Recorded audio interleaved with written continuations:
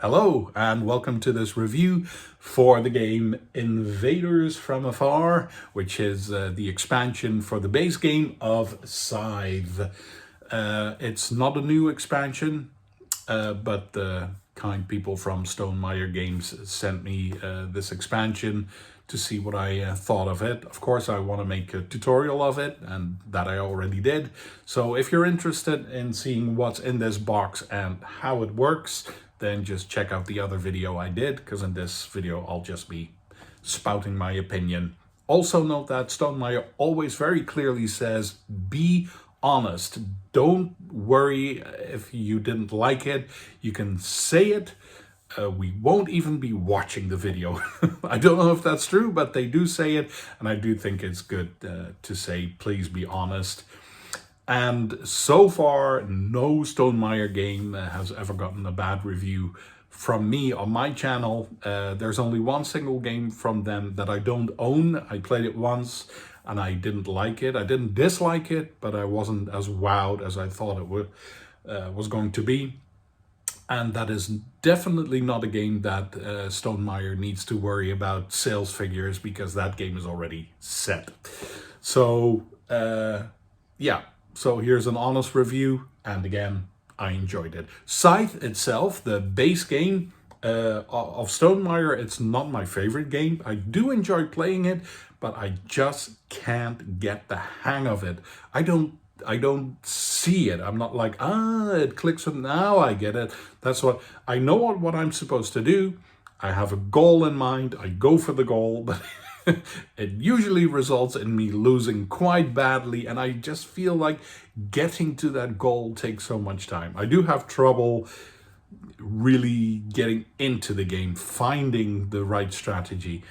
But like I said, I do enjoy playing it, and of course it looks absolutely beautiful.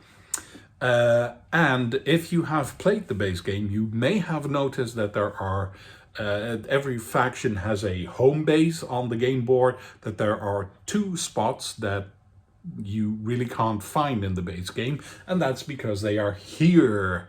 There they are. Those are the two missing colors and icons that are on the main board, but you can't find them in the box of the base game.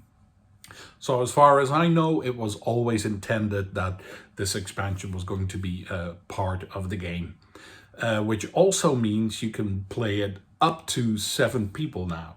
I've played it with the expansion twice, once with 3 people and once with, yes, 7 people.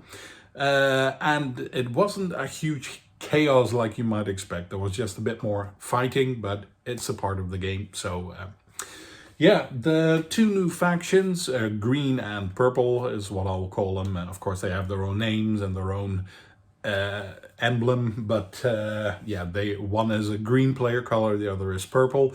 Both the artwork fits perfectly within the rest of the base game, and the mechs are nicely designed as well. They look different from the other mechs, so apart from just the color, you can also see how they look different as a robot that's going around in the Cold War fields.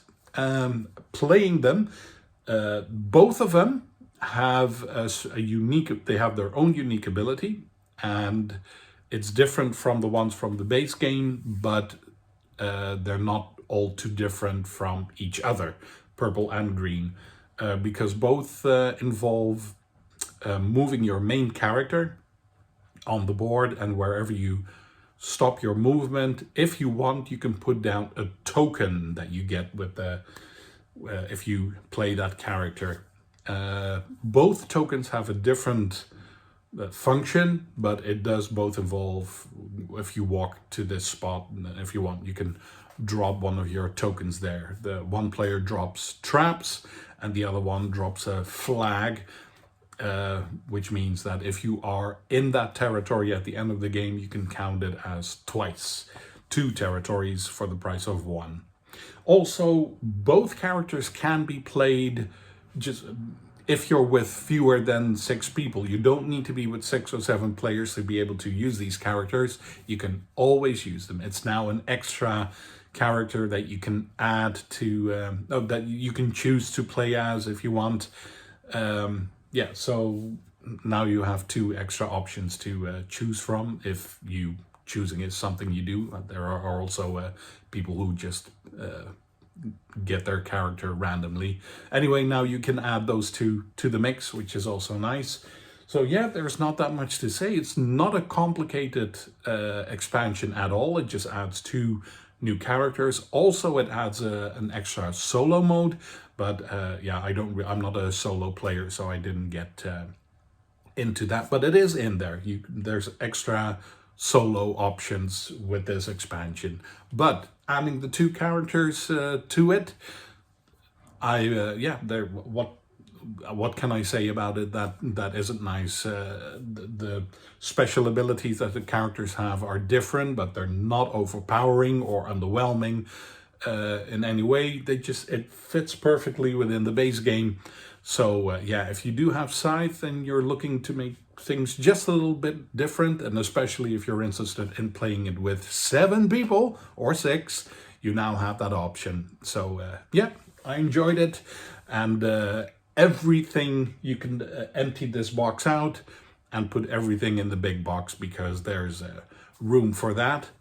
So yeah, it's now, the base game is now one complete thing, which is always nice. So thumbs up for me, and yeah, if you agree or disagree, let me know in the comments, and thank you for watching. See you for the next one.